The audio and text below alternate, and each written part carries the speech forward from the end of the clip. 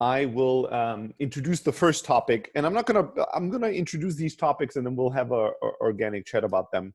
So this is the official start of the closed culture chat. Mary, you and I have been talking about this forever. How many years have we Years. been saying? Years. Yes. Years, right? More Yes. than two. Let's just leave it at More than- that.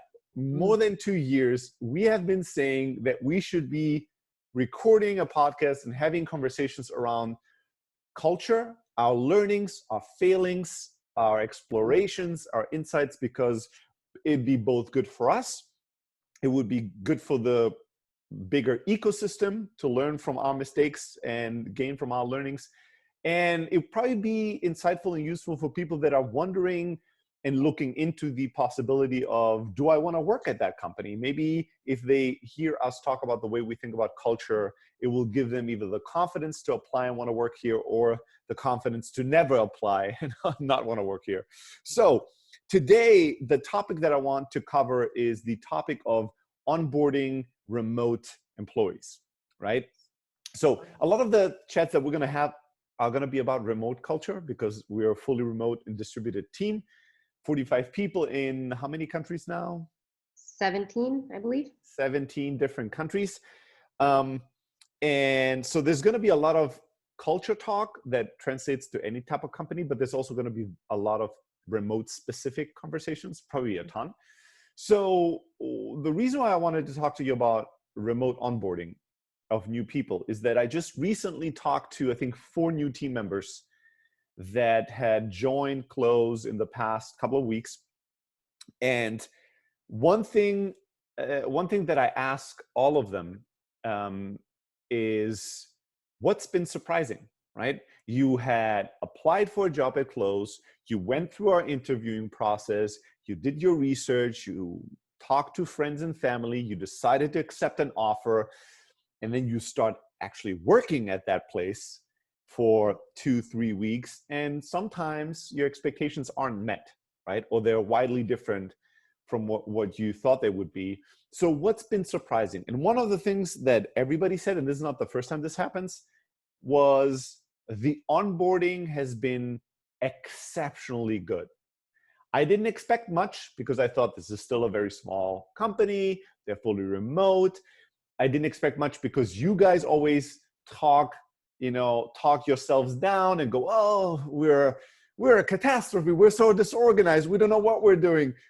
And then, so I expected chaos. I also came in with my prior startup and software company experience and thought maybe it's similar, maybe it's a little worse. And then you guys just killed it. Like, the onboarding was exceptional. A lot of people, not a lot, every single person I talked to said Mary is exceptional. And so I know how much you hate praise, so I'm going to be giving you a lot on this podcast. It's like a self-help, initiative. So let me ask you, first of all, like, what is our onboarding approach? Like, what are the things that we do when we take on new people? And maybe a little bit of the rationale over maybe 3 or 4 things that we do when it comes to onboarding. I know we do a ton, but a couple of things that come to mind that we have learned over time, maybe because we made mistakes or because we saw that something worked particularly well. But if you had to describe kind of our top 3, top 4 things that we do to onboard remote employees, what comes to mind immediately for you? Yeah, so I would say kind of the first thing is the approach that we take is, we want people to know straight from the start when they're hired that they're meant to be here, that they are part of this team, that we want them here, and we want them to do a really good job. So we're always trying to set them up for success and let them know, you are part of this team. We chose you for a reason, straight out of the gate. And so that's kind of the idea around this. And so we'll set up one-on-one coffee chats with people. One of the things we do is a guide to you, which is a quick questionnaire. It doesn't take long, but it's some pointed questions about, who are you? How do you like to work? What do you appreciate about your work? Tell us things about you that we might not know or might not understand. And they get to fill this out, and then they also get to read everyone's in the company, along with some photos that you put up. So that seems to be a really wonderful exercise. People always say that that's so helpful for them to get to know team members straight away, and then also for us to get to know you really well. So that's something that we do.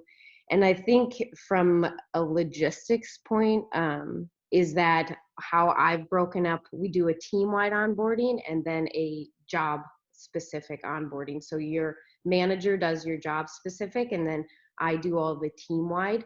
And I've set that up so that it's in our company wiki, which has been, I think, a great addition to the team because that's where we now house everything. But even prior to that, all this information was in a Google Doc, and I've split it up chronologically. So it's like very, it's oriented like how I think that you're gonna best approach the work. So right before you start, how to prepare yourself, what you're doing in your first day, your first week, and your second week. And then it's logistical things from setting up your accounts and your email and what tools you need, but then also giving you context. Like there's recordings that I think are really important to listen to from past retreats, or anything that I think is really valuable about why we think the way we do at Close, and just giving you more philosophy about the company, the culture, the product, the team. So that's kind of the approach. And then there's logistical ways that we kind of tackle that. Yeah, I think that the important thing to like underline here is like making people feel welcome. Yeah. And making people feel like their entrance into the company, it doesn't go unnoticed. It's not like this massive building of busy bees running around and you show up the first day, like the first day in class or school, and you're like, where is everything? Where do I have to go? What? And nobody cares because nobody's expecting you. We're trying to like roll out the red carpet, and everybody stands there and applauds and cheers you on and tells you how much they're excited for you to come here and tells you where to go and what to do. And you're like, holy shit, these people care about me, they're excited, and they showed up for me as I'm showing up to this business. And I don't know if we do this, if we stimulate this or not, but one thing that recently one person had chatted their manager, and the manager with their permission took a screenshot and shared it with me, was somebody that worked with us as a contractor and then joined full-time, and he had some reservation, wasn't sure if he wanted to join full-time or not, if we just wanted to do this kind of for a short period of time, because he was just still deciding if he would continue running his own business or shut that business down and start fresh. And at some point he made the decision to go all in and join us full time. And then he had a little chat with his manager, basically where the manager asked, hey, how has it been to be like now a full-time employee? Are you regretting the decision? Are you happy with it? And he was like, I don't know how to communicate this to, like, what's the best ways to tell this to Stelly? Maybe you just tell him or copy and paste what I just wrote. But he's like, the very first day I knew this was the right decision because there were so many people reaching out to me, welcoming me, offering help, offering time to chat with me. And I was like, holy shit, these people are incredible. And this is the type of group that I want to be part of. And I've heard this before where new people would be surprised that the day they start, there would be so many people reaching out to them from all kinds of different teams and departments. Yeah. We don't necessarily tell people to do this, right? This is just kind of happening. This just happens naturally. I post, people know when other people start because I give a weekly update. And so it's like, we've hired somebody, this is their start date, this is where they live. And then on the day of their first day, I usually post in chat, welcome. And so everybody sees that, but I don't actively go out and tell people, hey, you should ping so-and-so that they're new. This just happens because I think we all know what it's like to be new. And also we all care about one another a lot, and we're all very excited when somebody joins the team. So I think it's just a natural thing that happens. Yeah. Yeah, that's awesome. So there's a few other things. One thing to note is that we need to like put our structure of the guide to me. I know that we also read that somewhere else, like we learned that from other people, but maybe there's a good idea to put a couple of templates for doing guides to me, and one of them can be ours out there as a template for people that are inspired listening to us and saying, oh, we should do this too, but how do we start? What kind of things should people put in there? So maybe we put a little template out there that people can download or access.